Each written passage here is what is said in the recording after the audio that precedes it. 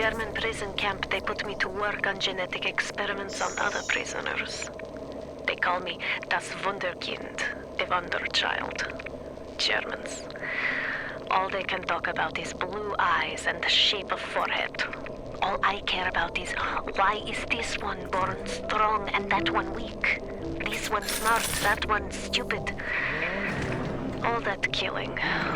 You think the Germans could have been interested in something useful? Things in life are free. The stars belong to everyone. They gleam there for you and me. The flowers in spring, the robins that sing, the sunbeams that shine, they're yours, they're mine, and love can come to Throw objects at foes. You can even catch grenades and throw them back.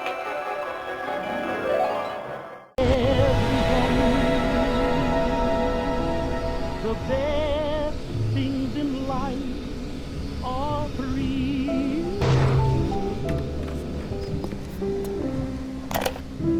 Honey. Clinical trial lot 23, Dr. Sejong. Client Fontaine Futuristics. Work on telekinesis plasmid proceeding well. Lifting objects at distance presents no problem. Moving objects through space, no problem. Cannot stop speeding bullet, but can catch and throw fast-moving object. Problem not with plasmid. Problem with reaction time. Sejong just get an idea for plasmid.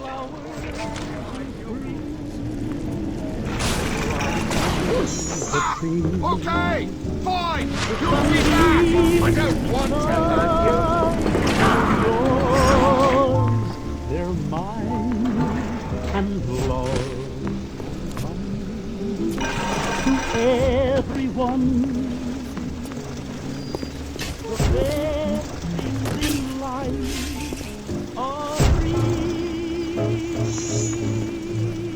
The best things in You life. call that tenderloin? If you serve that in any respectable hotel in New York, they'd laugh you out of town.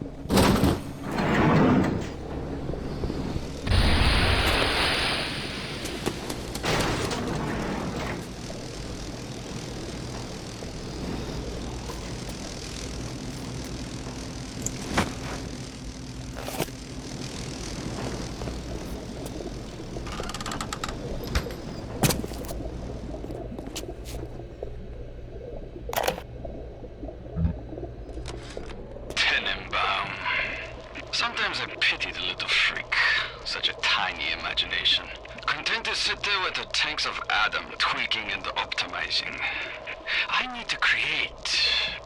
Adam is a canvas of a genetic modification, but the plasmids are the paint.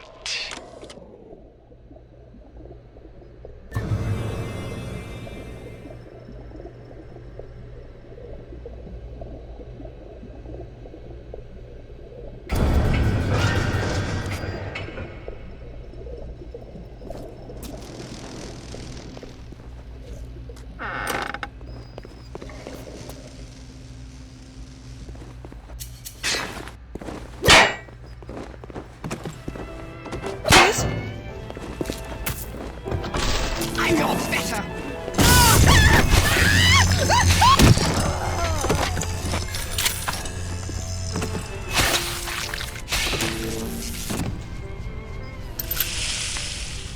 What lies happiness, what lies wonder? Who can truthfully say what for every share here's the love is happiness, I've had happiness. Ah, but it ended one day. Now I look at life.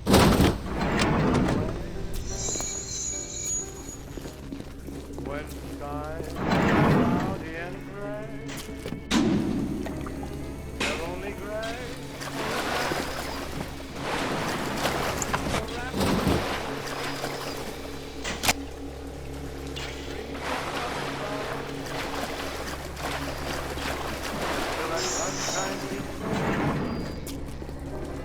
There's only one thing to do. Wrap your troubles and dream your troubles away. Castles may tumble, that's fate after all. Life's really funny that way. Go away! Go work!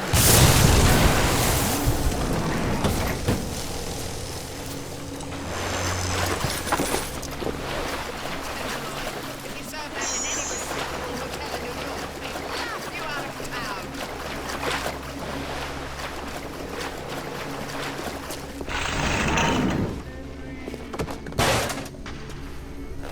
Dream your troubles away.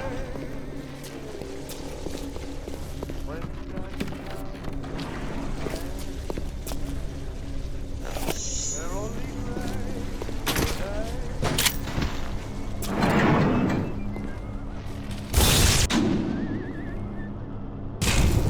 Go and dream your cares away.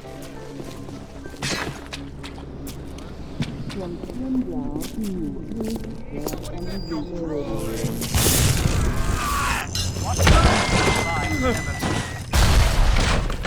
the most vicious obscenity ever perpetrated on mankind. Slavery, the Holocaust. No. It's the tool with which all that wickedness is built.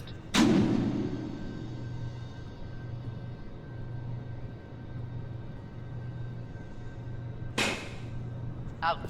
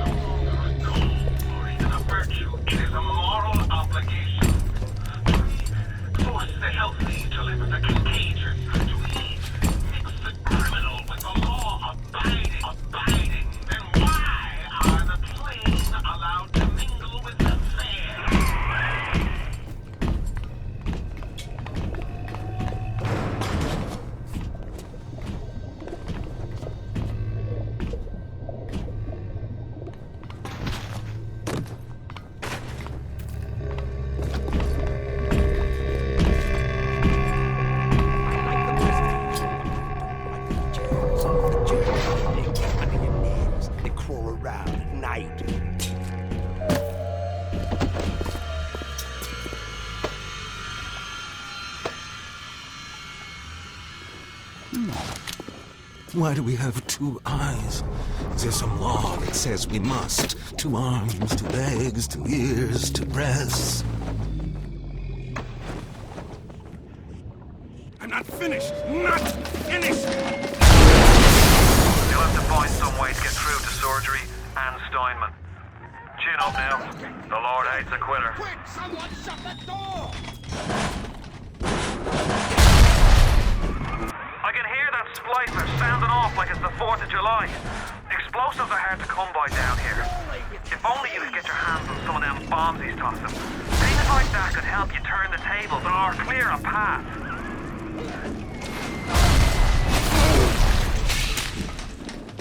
It's a standard procedure!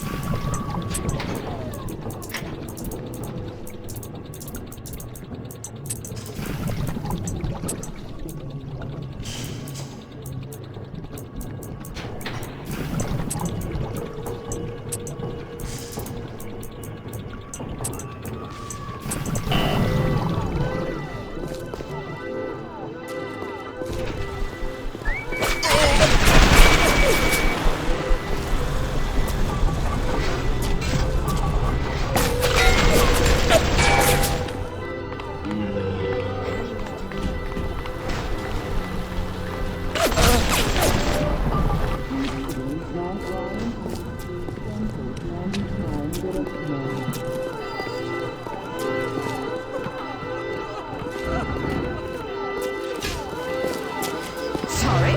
Hang her on.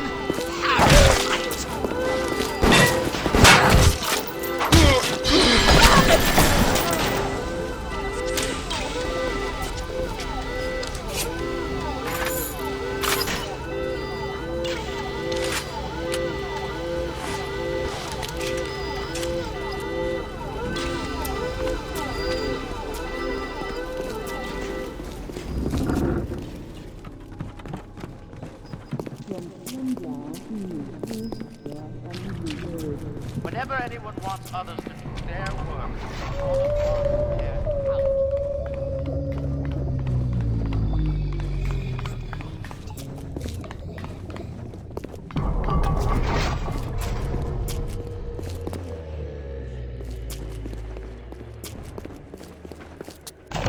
Welcome to the Circus of Value!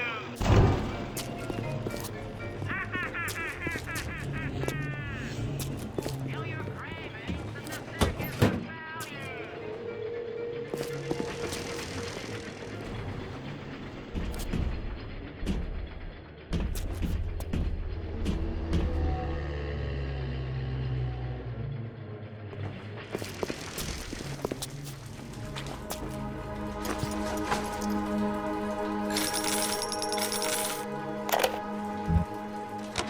Today I had lunch with the goddess.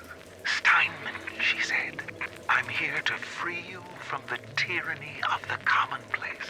I'm here to show you a new kind of beauty. I asked her, what do you mean, goddess? Symmetry, dear Steinman. It's time we did something about symmetry.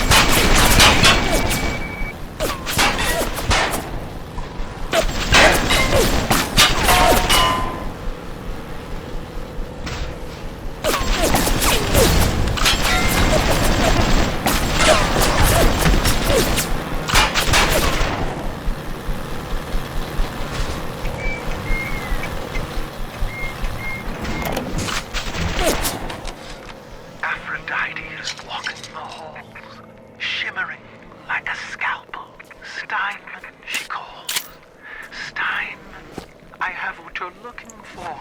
Just open your eyes. And when I see her, she cuts me into 1,000 beautiful pieces.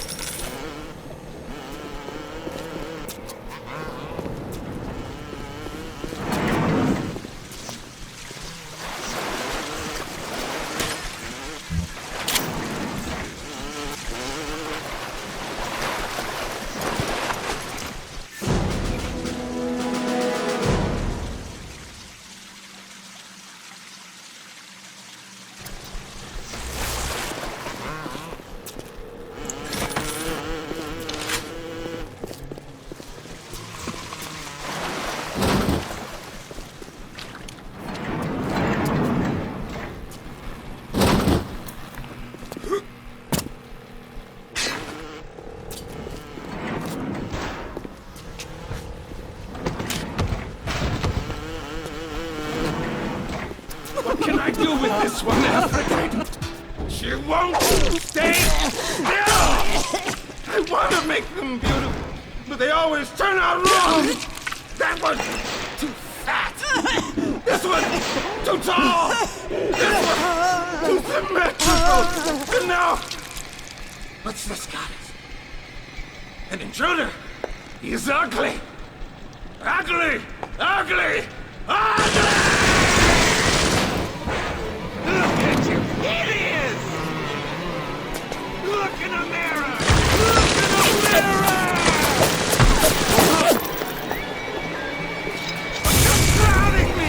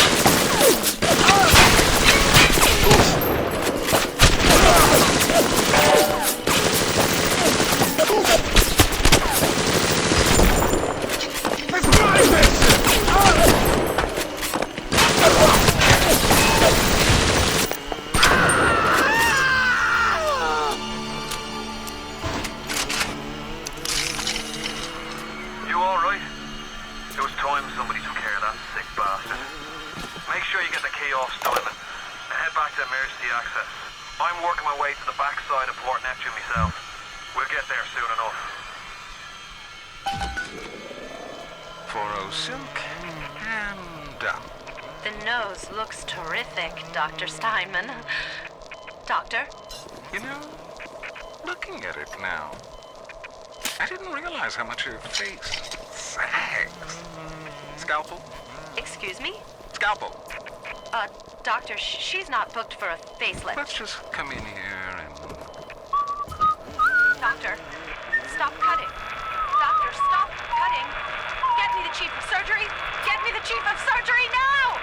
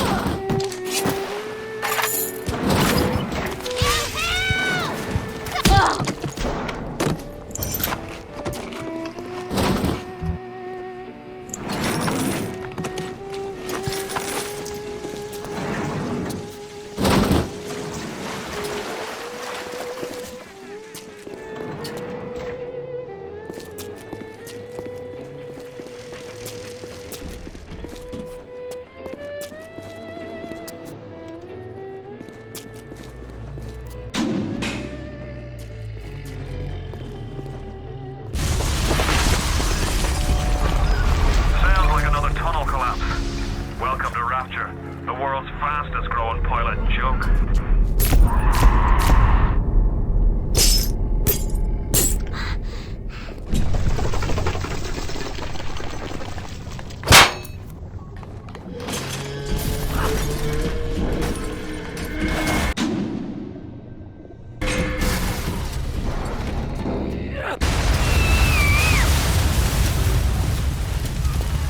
It's a little one.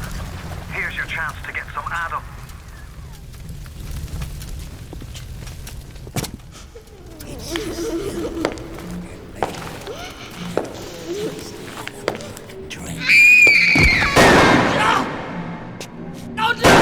Stay away from her, or it is you who will be shot next. Easy now, Doctor. He's just looking for a wee bit of Adam. Just enough to get by. I'll not have him hurt my little ones. It's okay, lad. That's not a child. Not anymore, it ain't. Dr. Tenenbaum saw to that. Bitte do not hurt her. Have you no heart? Aye, that's a pretty sermon coming from the ghoul who cooked up them creatures in the first place. Took fine little girls and turned them into that, didn't you? Listen to me, boyo. You won't survive without the Adam those things are carrying. Are you prepared to trade your life, the lives of my wife and child, for Tenenbaum's Frankenstein? Here. There is another way. Use this. Free them from their torment. I will make it to be worth your while. Somehow.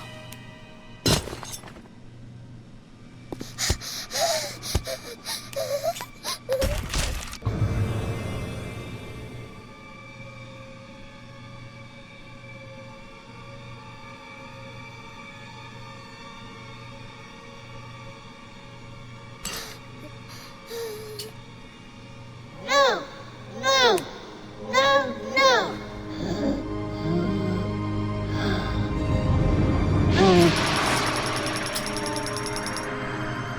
Thank you.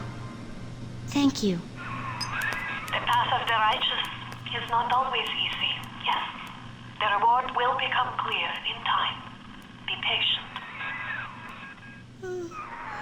Tenenbaum's playing you for a sap. Those things may look like wee little girls, but looks don't make it so. You need all the Adam you can get to survive. If you cross paths with another of them gatherer's garden machines, make sure you pick up a new plasmid or two. That's if the price ain't too dear, of course.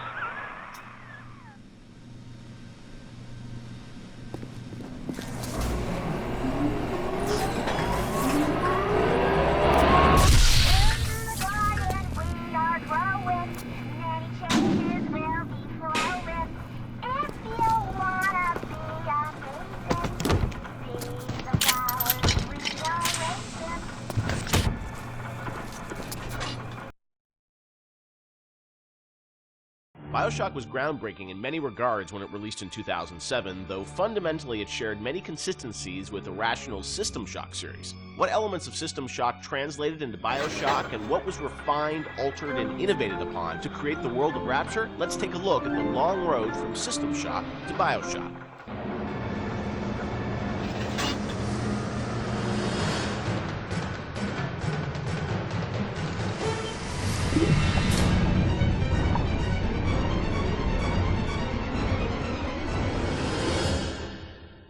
Everyone knows where the game ended up, but I think fans would be interested to learn where this game or the idea of doing this game started. And I think folks know System Shock and the legacy of that game, huge fan base. Did it start as a System Shock game initially? No, I mean, because we didn't have the rights to that, Yeah. right? We kind of felt that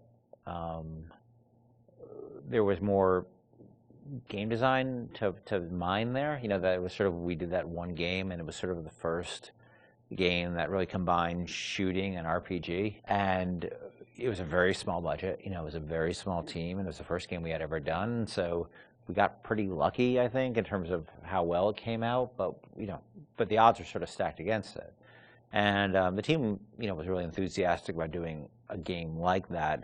And time had evolved, and the team was much more. We had done a bunch of games together, and we were, we had a stable technology base, and we were like, okay, well, let's which System Shock 2 was not. I mean, that engine, no game had ever shipped on that engine. It was a very crude piece of technology. Most of us had never shipped a game at the time. So like, well, what if we had a stable technology base and we had a team that was more experienced and more seasoned, and we had, an actual, like art director, and which we didn't really have on System Shock 2. What could we do? And so I think there was a lot of enthusiasm in the team to really try to do a more mature version of that kind of game.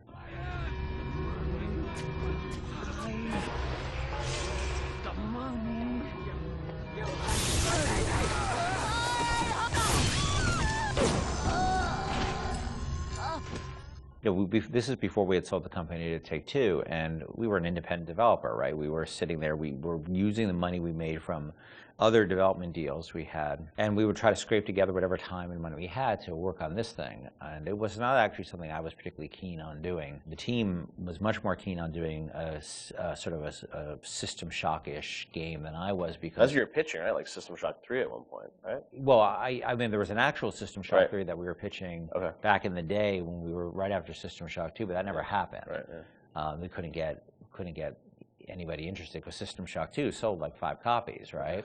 And so as the business guy, the guy who had to not only just sort of write the content, but the guy who had to go out and get the deals and pay everybody, I wasn't particularly excited about doing this because it was very disappointing when we did System Shock 2 and nobody bought it. It got great reviews, it got these insane reviews, but it left us in a place where it didn't really move the needle for us in terms of making payroll. So I wasn't super excited about it because I didn't see a publisher be interested in it, and I didn't see the audience actually be particularly interested in this kind of game. And it was really the team who convinced me to invest in this because their enthusiasm. I think a lot of them came to the studio because of System Shock 2.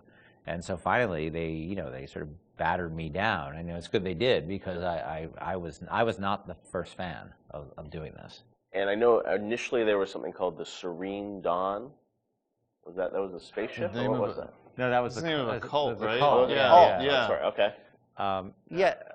That one's, I think, been lost to the age. If I remember correctly, Serene Dawn was a cult. You were playing as a deprogrammer that was infiltrating the cult, and your name happened to be Carlos Coelho, who was one of our programmers at the time. It's named after him, yeah. Then there was a story notion that I always really found interesting, which was that you have these cults, and you have sometimes people who they're these sort of characters who are really live on the edge of the gray morality, which is these guys who come in and essentially kidnap people out of these cults or rescue them, depending on how you look at it. Because what it really is, from a functional standpoint, it's a kidnapping, right? You're coming to an adult and you're saying, you're hired by their parents or whoever. And this was in the story, it was like a senator whose daughter joined one of these religious movements called the Serene Dawn, you said? Yeah, the Serene Dawn. And I always thought that was a really interesting tension of this hero who's basically a kidnapper and taking a young woman against her will out of the place that she was in. Now, you could also make the other argument that, well, she was not really there by her will. But there's a really interesting conversation that goes on there. I think there was actually a Kate Winslet movie, a Harvey Keitel, Kate Winslet movie, which dealt with a similar theme. Because usually you hear that story, these deprogrammers as a sort of heroic kind of notion. But I always thought that, well, there's something interesting about agency going on there, and about are people entitled to make bad mistakes, or is it a bad mistake? It all depends on the person. And I'm not a fan of religious cults or religion in general, but there seemed to be an interesting discussion of freedom there and independent decision making.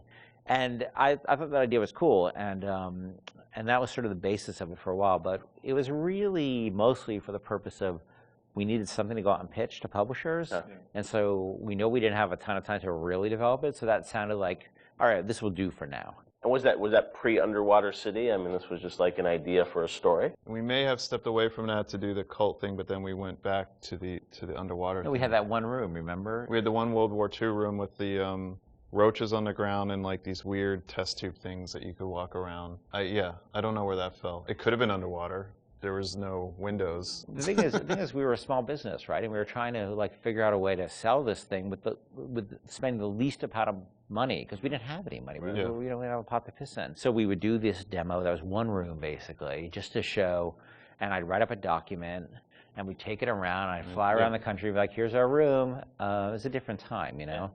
And we had just come off of SWAT 4. One of the advantages we had is that we were so familiar with that engine at that point that we could really start cranking through, you know, small rooms and lighting and making things look good. So I took it on the road to sell it to somebody, and nobody cared. We'd go to a publisher, and they have to make money, right? And we'd say, oh, it's sort of a spiritual successor to System Shock 2, and they'd be like, well, how did that sell? And I'd be like, my mom likes it, you know? And they would be like, well, we can't, you know. And usually we'd be talking to a fan.